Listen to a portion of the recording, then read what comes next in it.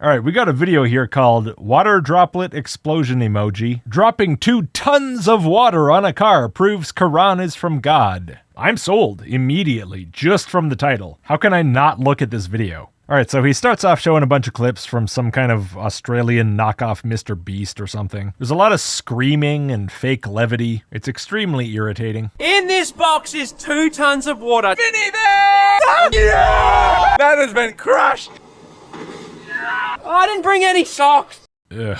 Anyway, the water squished the van is the point. And apparently, somehow this proves that the Quran was written by God. Okay, let's have it. As you guys can see, the car had absolutely no chance. And the water only weighed 2,000 kilograms, that's 2 tons. And the reason why I say only 2,000 kilograms, which is still quite a lot, is because not many people know, but the average weight of a single cloud is 500,000 kilograms. One cloud. Is this going to be one of those be impressed by the big number things? If so, number big. I'm impressed. So if you want, we can just kind of bypass that whole part and get on to something better. That's 250 times the weight of that container that they just dropped. Imagine the same people dropping 250 containers at the same time and what that would do. That would probably cause some sort of explosion. Yeah, it'd be a big deal. I'm sure it'd be really bad. Listen, that yowling in the background is like nails on a chalkboard. That has got to go. So I've removed it. There might be some little audio artifacts, but that's a lot better than the alternative. Now imagine a single cloud was to crash on top of our heads right now in the cities that we live in,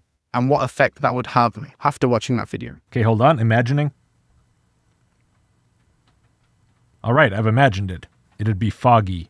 Okay, but really what you mean is, what if the entire cloud got compressed down into a big metal box and dumped on our heads? Well, that'd suck, but something would actually have to cause that, and there's no way for that to be caused. The water droplets can move together and combine, but then the combined drops will be too heavy and they'll just fall as rain. Physically, it's just not a concern that makes any sense. It's a bit like asking, what if you took all the matter from all the air above, I don't know, a 1,000 by 1,000 foot square of Earth, and compressed it all into a giant cube and dropped it on a town? Well, that'd be an even more dire scenario. The air pressure at the Earth's surface is 14.696 pounds per square inch, times 12 times 12 is 2,116.2 pounds per square foot, times 1,000 times 1,000, 2,116,000,000 pounds of air. Imagine if that was all compressed and then dropped onto your head all at once. Terrifying. Let me think about this wildly implausible scenario that might happen but definitely won't, as I drive to work trying not to get into an accident. But instead what we see is that they literally just suspend there in the sky. Well, until they do come crashing down on your head in a much more realistic way. And that's why Allah subhanahu wa ta'ala says in the Quran, it is Allah who raised the heavens, the sky,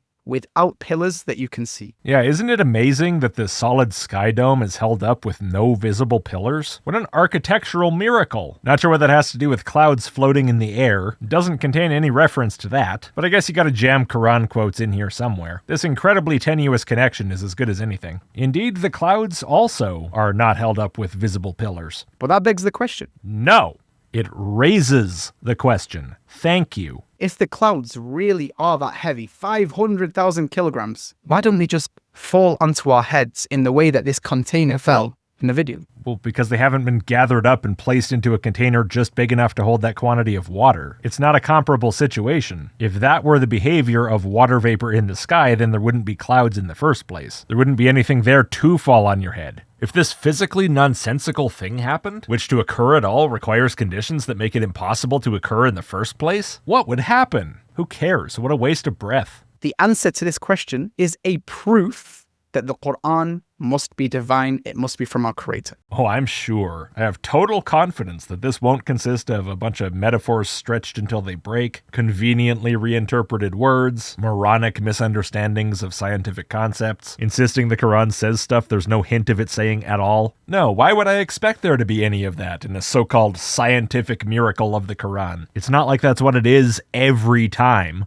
So I need you to pay attention because I'm going to show you how. Pay attention, children. I'm going to give you a terrible, inaccurate science lesson now. I'm going to need you to uncritically buy into this to believe whatever crap I'm going to tell you about the book, so try to keep up. And to show you how, I need to first explain how the clouds form in the first place. You see, when the sun heats up the earth, the water on the surface of the earth starts to evaporate. And as this water vapor rises more and more... Rises? But what if as it evaporates, it becomes jammed into a shipping container-sized blob, and then falls on the heads of the fishes? Why wouldn't that thing happen instead for no discernible reason whatsoever? This is a pressing question somehow. It starts to cool down and condense into these tiny little water droplets. Right, so this is a bit simplified, but it's adequate so far. One thing I will mention that I think might be relevant for later is that generally the water vapor condenses onto something. This is referred to as condensation nuclei. Just little particles of anything, dust, salt, pollen, whatever's in the air. The droplets of condensed water form around those particles. And the wind then comes along and it gathers these water droplets into a clump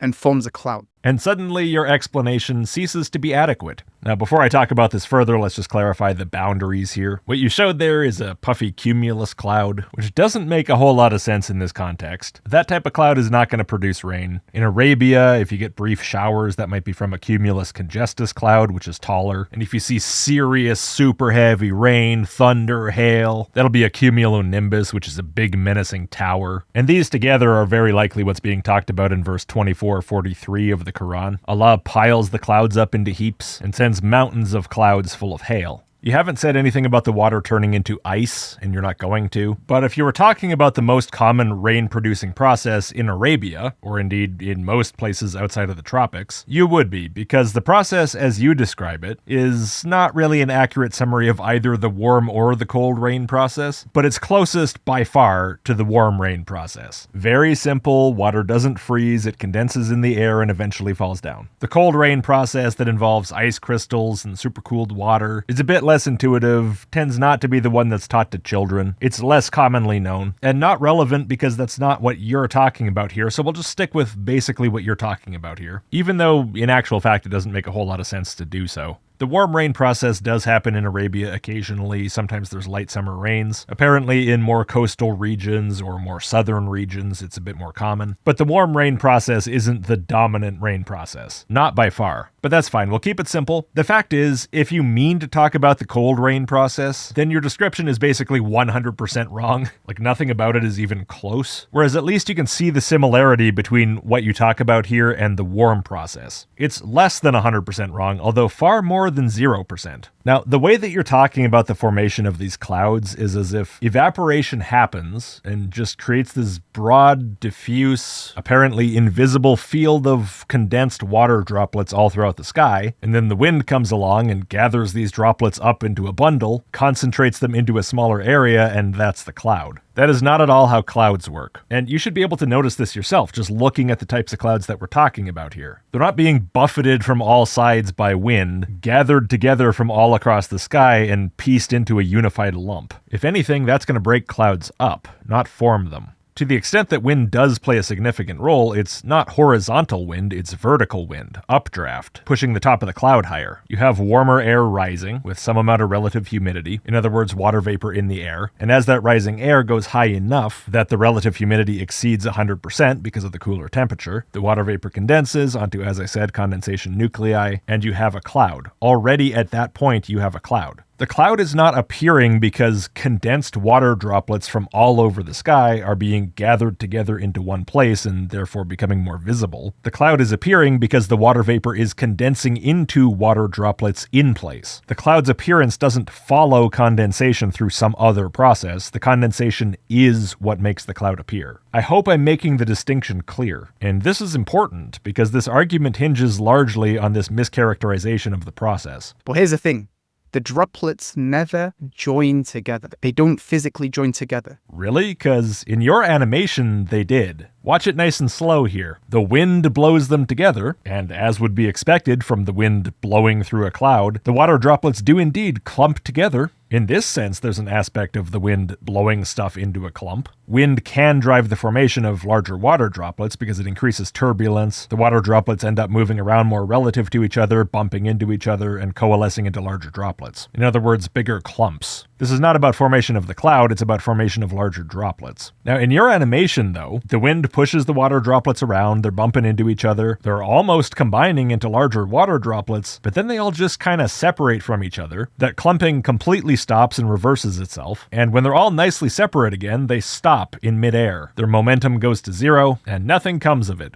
Fascinating. That doesn't really seem like physics, that seems like magic. And viewer, if this seems implausible to you, that the water droplets never join together, despite apparently being driven together by wind turbulence, that's because it is implausible. This is ridiculous nonsense, and frankly, just listening to what he said there should immediately raise a red flag. Water droplets in clouds never join together. All caps, never. I guess coalescence, droplets colliding with each other, which is the main process producing rain in a warm cloud, never happens. Ever. They stay close to each other, they stay fragmented, they stay separated, but they never join together. This is going to sound like nitpicking, but it's not. He's using these words very deliberately, and this is going to become very relevant. Fragmented and separated don't just mean separate. Both fragmented and separated would imply that previously they were not. In other words, for the water droplets to be fragmented or separated, the cloud would have initially had to be a unified body of water, which is exactly what you're saying it isn't. If you just say the droplets are separate, they might be separate initially as well, but if you say they're fragments, that doesn't make sense in the context of a cloud at any time. The closest you might get to this making sense is if you were talking about snowflakes that break up in the wind or something. But you're not. You're talking about water droplets, so it makes no sense.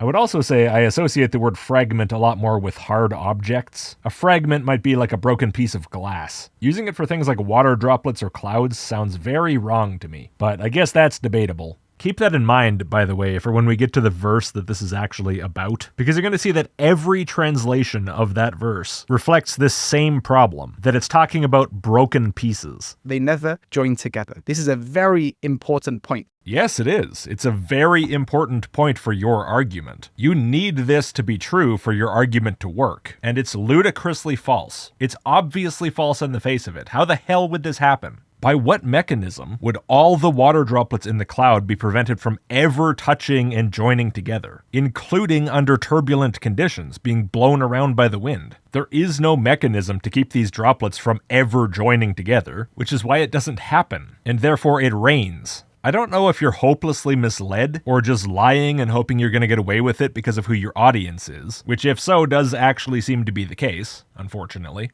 Either way, this is really bad. So essentially a cloud is like millions of tiny water droplets which are separating. Well, they're separate until they're not. Obviously, the droplets are condensing onto condensation nuclei that are separate in the first place. But of course the droplets bump into each other. Of course they coalesce into larger droplets. Why would they not? They're constantly moving around in air currents. Now, as more and more water vapor rises and it gets pushed into the cloud, this water vapor condenses in these water droplets, and it makes these water droplets heavier and heavier and bigger and bigger. Okay, so condensational growth of the droplets. Well, yes, that does play a role in growing the size of the droplets. The way you described it is really weird. Water vapor getting pushed up into the cloud. That's not the point. The point is that if you're at the level where condensation is occurring, condensation continues to occur. The droplets that form onto the condensation nuclei don't just suddenly stop allowing more condensation onto them. Condensation continues onto those droplets, and they gradually grow in size. It's not a separate process from the initial condensation, it's just the continuation of it. And it's not from vapor having some sort of upward pressure into the cloud forcing itself into the droplets. Now, this does quickly reach a point of diminishing returns, though, because the surface area grows much more slowly than the volume does. And so past a certain size, the condensation onto the surface of that sphere has much less impact on the volume, which is why this is by far not the main factor in the growth of the water droplets into full-size raindrops. Again, in the warm process, coalescence is the main cause of that. The water droplets joining together into bigger droplets, which you say never happens. Now, to be honest here, I do kind of wonder if you've confused the two different processes, the warm and the cold process. Because in the cold process, there is an equivalent to coalescence going on. Two of them, in fact, accretion and aggregation. One of them is when ice crystals hit supercooled water droplets, and then the water freezes onto the ice crystals. And the other one is when ice crystals hit each other and stick together because there's a bit of water on the outside. But this is kind of a secondary process. In the cold process, the main thing going on is that around the ice crystals, the air is colder, and so the air gets supersaturated, as in over 100% relative humidity, in the vicinity of the ice crystals before elsewhere. And so the water vapor has this tendency to go towards the ice crystals. And so the ice crystals are kind of vacuuming the vapor out of the air, and as a result, the rest of the air is drier, and as a result of that, the non-frozen water droplets in the air start to evaporate because the air is is drier around them, and that leads to more water finding its way onto the ice crystals. And so they grow through that process, which is the equivalent of the condensation growth that you see in the warm process. But in the cold process, instead of being a little secondary factor, it's the primary factor in growing clumps of ice that are going to eventually fall as they get too heavy. In Arabia, typically melt as they fall and end up as raindrops. So it really seems like you're confusing these two processes because you're treating condensation as the primary driver of raindrop growth, when that's not the case in the warm process, but it kind of is in the cold process. Although in a more complicated way than what you're talking about, and not as a result of some sort of pressurized injection of water vapor into the cloud. When that happens and they weigh more,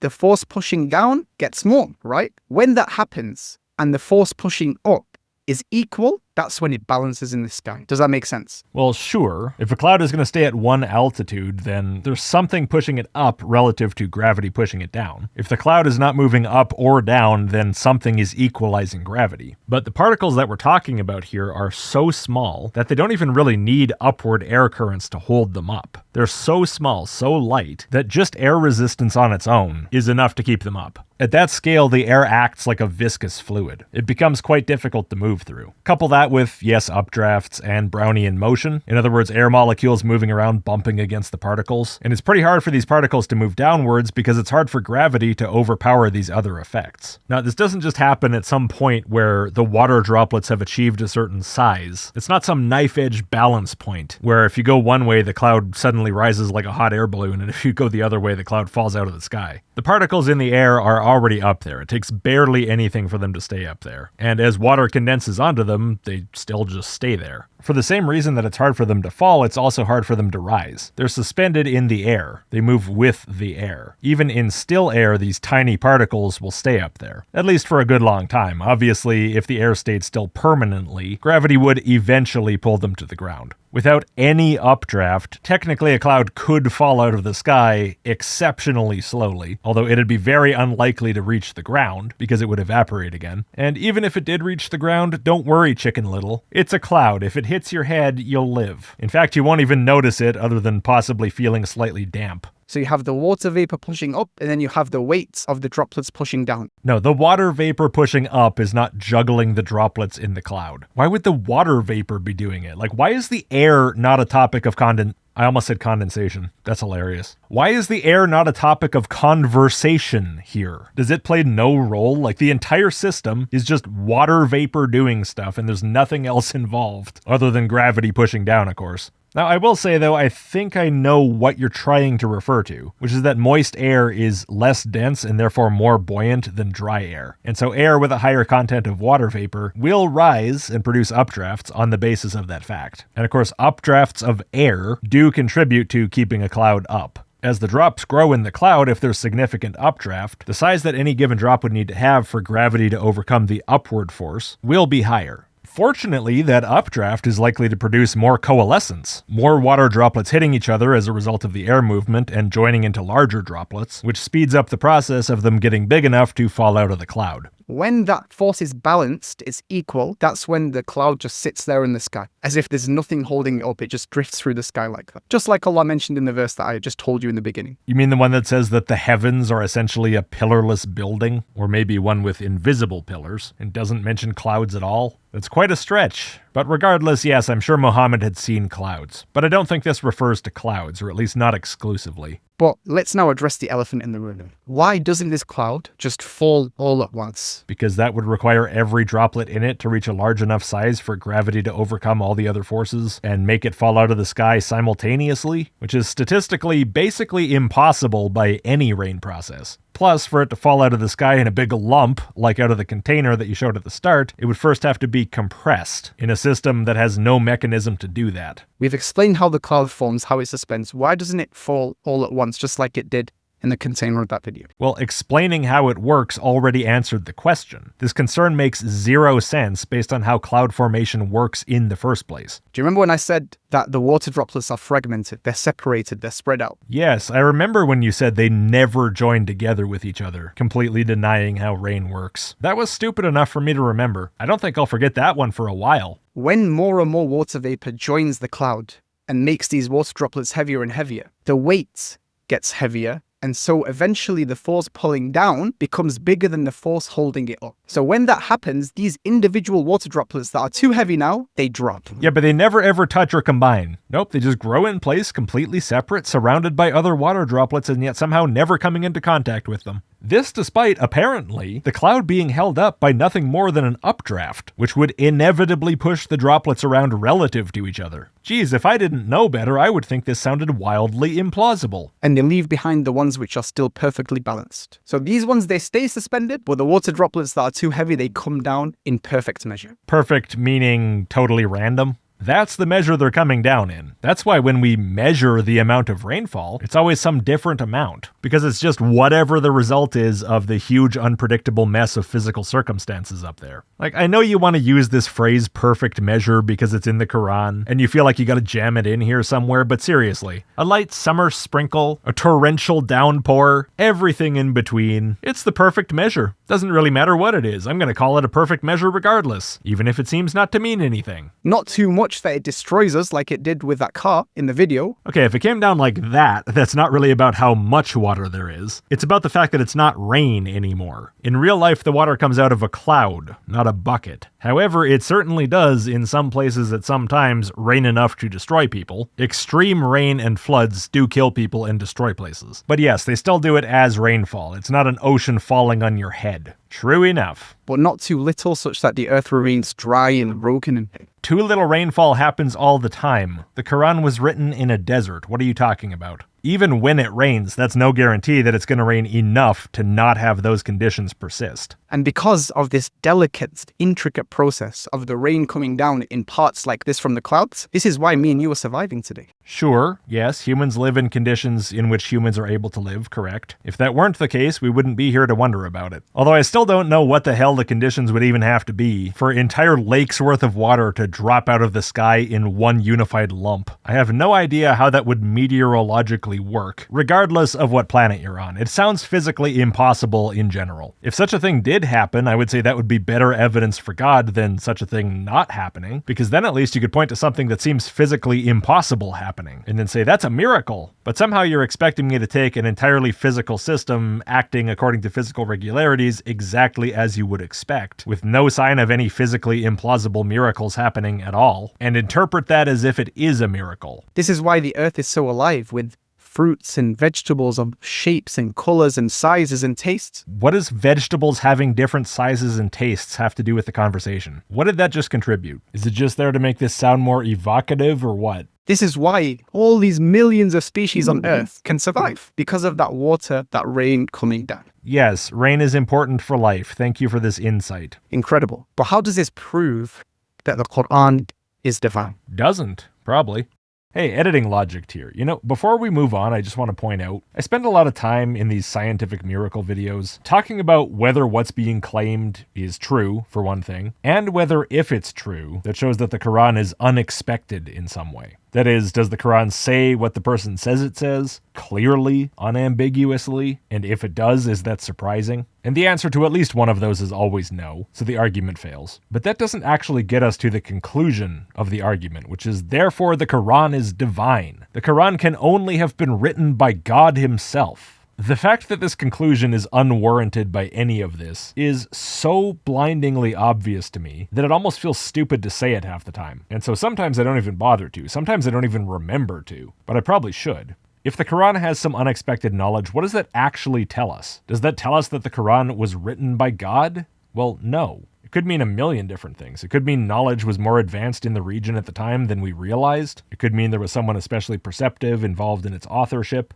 It could mean that ancient aliens visited Arabia and taught the nature of clouds to the people of the desert. Maybe that's who the angel in the cave was. If these arguments really established that the Quran is as unexpected as the creators want us to think it is, that wouldn't actually tell us why it is that way. Therefore, God is a conclusion you just can't reach from these arguments. But rarely, or actually never, do we get to the point where considering whether the conclusion follows really matters, because the premises are so messed up. You see, this entire process that I've described of rain coming down is a very subtle process. It's invisible. You can't really see it happening. Can you see the forces pushing up and forces pushing down? Can you see it unfolding before your eyes? No. And that's why you need very complex technology, very complex physics to learn about how it works, to see how it works. Sure, and that's also why you have to speak in relatively complex terms about it, and speak relatively precisely about it, because otherwise you're not actually talking about how it actually works. And if you mean to, but you don't speak about it in any sort of precise way that actually gets the point across, there's no indication that you know how it works, or that you're even really speaking about how it works. And this is why, for example, that when the Quran says something silly on its face, like that the heavens are some sort of structure that Allah erected without pillars, there's no sign there of any understanding of what the sky is, how it works, what clouds really are, or how they work. And in fact, it sounds like a hilariously ignorant statement that has nothing to do with any modern understanding of anything. However, that's not the verse we're here to discuss. We're here to discuss a different verse that hasn't been brought up yet, that equally bears no resemblance to reality. In fact, meteorologists, which are a specific type of scientists, they learn about this process by using very complex equipment like satellites. Well, no, cloud formation and rain processes were figured out well before they had satellites available to use. But regardless, yes, technology and a scientific basis that was in no way available in 7th century Arabia, of course. And something called Doppel radars. Doppel radars. Okay, so you have no clue and you didn't even Google it. That's cool. Did someone else write this for you? Like, you didn't even see this term in writing before you read the script out. Or maybe you did. I don't know which is worse. And things like aircrafts as well. And they also use these microphysics labs to test certain things and figure out how it works. The reason why I tell you this is because none of these things that I've mentioned were present 1400 years ago. Yes, indeed, you're correct. None of these things were present 1400 years ago, nor were any of these modern theories about the causes of clouds or rain, which is why they had to resort to things like, I don't know, God makes it happen, as we're obviously going to see when we actually get to the quote. Especially in the middle of a desert,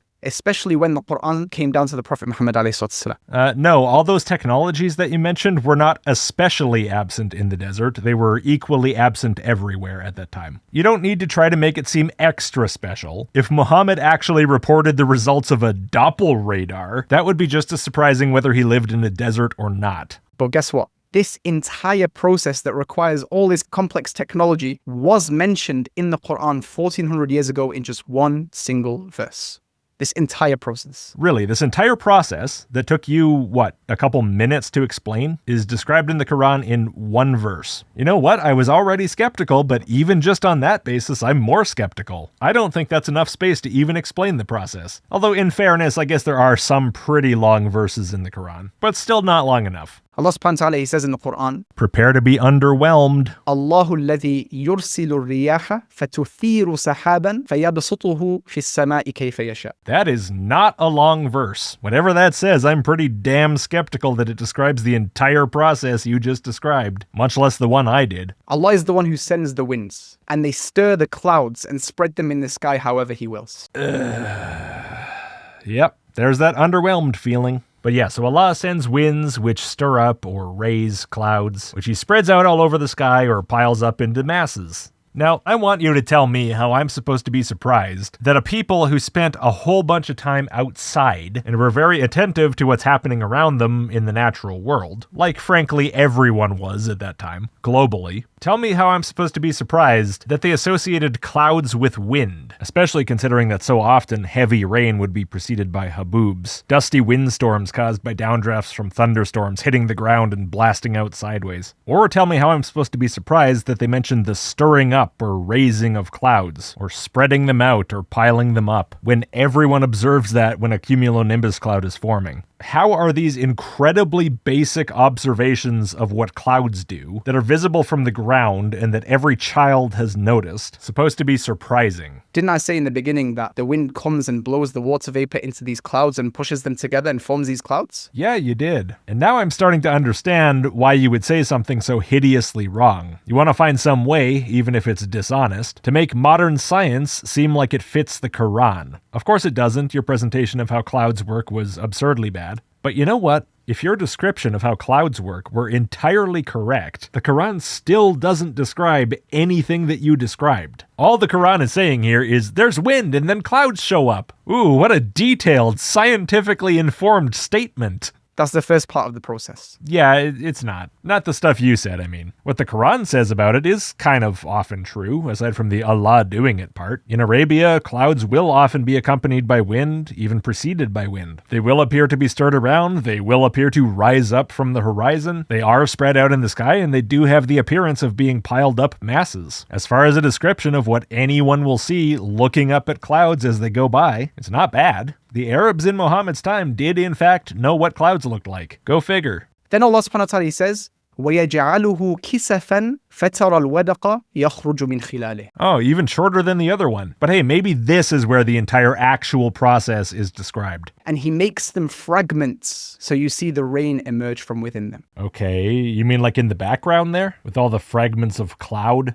Not that fragment is a word that really applies to a cloud, but if you don't know anything about clouds, you could think it does. Or does it mean that the clouds are like a container and you crack them and the rain falls out? I think there might actually be something to that one, but that sent me down a pretty niche rabbit hole of research that didn't really lead anywhere conclusive. But the English translations do support that idea. The clouds were fragmented, broken, split into pieces. Every one of these translations but one says something along those lines. And the outlier is a bit weird. I'll talk about that one in a second. Speaking of which, for some reason you switched translations from one quote to the next, and you didn't even continue on from where you left off when you switched. You backed up and repeated part of it, which is translated totally differently. That part that says piles up into masses as he wills, that's translated from the same words as he makes them fragments. I think the part about masses has got to be some kind of a mistranslation. I think it's a confusion with 2443, where a totally different word is used, and it clearly means he piles them up, or like puts them together into a mass or a heap. Here, it seems the translators are pretty agreed that he's talking about breaking the clouds, not heaping them up. Now, you didn't say this part double when you read the Arabic out loud. I think your editor's just messing around. Anyway, what I will say about this is we're dealing with a people here who had lived in the desert for a very long time. Watching the sky, especially for signs of rain, was one of their main interests. These people really focused on the sky. It's not surprising that they would be talking about what to look for in terms of the shapes of clouds to predict rainfall. Such as, for example, if you see lots of distinct individual heaps of cloud, that's a decent sign it might rain. You know, who knows exactly what they meant? Even the Quran translators can't agree on what they exactly meant. But the idea that this is a mention of people's ideas about how clouds should look before it rains, or about how the rain breaks its way out of the cloud, are a lot simpler and more plausible than what you're about to say and expect me to swallow uncritically. Didn't we say that the water droplets are separated? That they're not together? If they were together, they would be too dense and they would come crashing down. But because they're fragmented, they come down in parts when the water droplets become too heavy. And Allah says here that He's made them fragments so you can see the rain come down. Yeah, because that's literally the only thing fragments could mean here, right? What else could possibly be meant by making fragments of clouds? You just talked about a whole bunch of stuff about water droplets and condensation, and if you talked about it, that must be what it is. So I'm just gonna nod along and not think anymore. It doesn't even sound like it's talking about condensation, droplet formation, the relative positions and density of drops in the cloud. Like, you went on for ages talking about that as if that was going to be relevant to what this says, and then you show me the actual quote and it says none of it. None of it. Where is it? You said the Quran in this verse explains the entire process you just got done explaining, but it doesn't. Read the words. It doesn't say what you said. It doesn't say what I said. It doesn't describe the process. It's at best a ground-level onlooker's account of how clouds look. There is no modern scientific understanding detectable here. You're just saying there is and then expecting to be believed, which you are. 11,000 likes on this. And by the way, if there's any validity to any of these translations you're seeing on the screen, which means that in fact this fragments implies that the clouds are broken up into fragments after the clouds have formed, then this is incompatible with what you're saying. In fact, it says exactly what you don't want it to say, which is that before breaking apart, the clouds were together, which to you apparently means the droplets not being separate. So in other words, the clouds are big blobs of water in the sky that then break up into smaller smaller pieces. But then you're in the situation where the clouds would fall on your head, just like in the video you showed. Then Allah subhanahu wa ta'ala, he says, فَإِذَا أَصَابَ بِهِ مَن يَشَاءُ مِنْ عِبَادِهِ إِذَا هُمْ يَسْتَبْشِرُونَ. And when he causes it to fall on whoever he wills, immediately they rejoice. Meaning it's a source of happiness, it's a source of life that rain comes down. Yes, desert people are happy when it rains. Rainy climate people, not as much. But yeah, this is true about Arabia. Can't argue with that. Now wallahi, anyone with a sincere heart will be certain that this can only come from a divine source. Oh, so now you're laying down the challenge. You don't want me to accuse you of having an insincere heart, do you? But that's what it is if you don't believe me right now. Go fuck yourself. Especially considering the Quran contains not just things about rain, but also about the stars and the mountains and the sea and the universe, and the list goes on and on. I've looked into scientific miracle claims about all of those, and more. The list goes on. And you know what they all have in common? They're garbage. Every single last one. They rely on the scientific ignorance of the audience, incredibly strained interpretations, sometimes even outright fake translations. They reek of desperation, this grasping for the perception of credibility at the cost of all intellectual honesty and truth is embarrassing to witness. But with that said, I want to give you a little spin, this miracle that I've just shared with you. This entire video is spin, but you want to start the spin just now, huh? This miracle isn't just to give you conviction that Islam is the truth. It's also to remind you of the inevitable of us coming back to life in the next.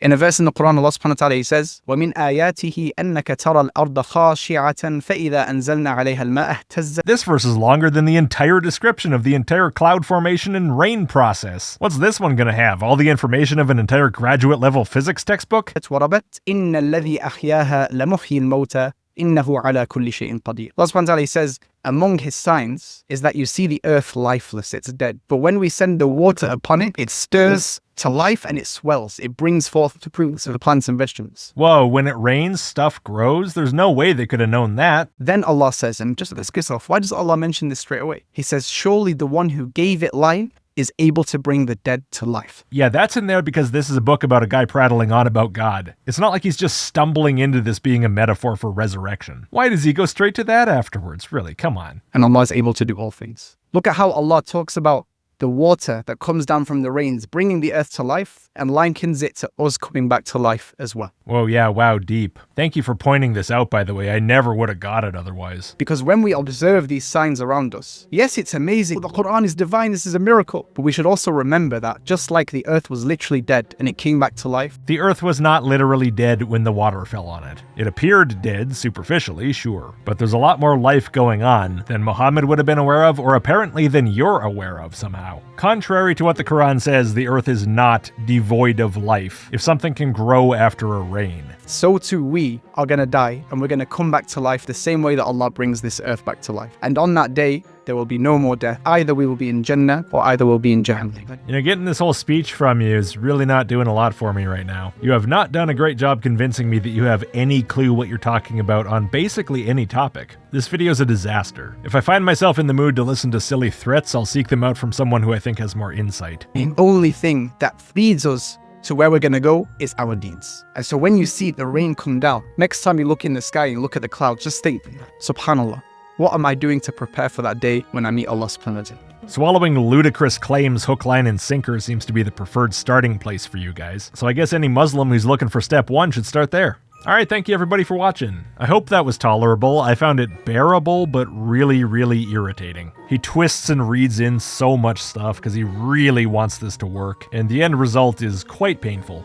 Alright, please do subscribe and like. Don't rely on the algorithm. Otherwise, at some point, I'll just seem to vanish. And if we're lucky, maybe 5 years later you'll notice. Also, if you enjoy the channel, please do consider supporting. The main platform with by far the lowest fees is Patreon. YouTube memberships is like 30%, Patreon is like 5%. I'm grandfathered into the old fee structure, but anywhere is very much appreciated. If you join at the exclusive videos tier, I currently have 105 exclusive videos. Normal videos just like you get here, not filmed, oftentimes a bit shorter, but same type of stuff. Anyway, thank you, see you next time.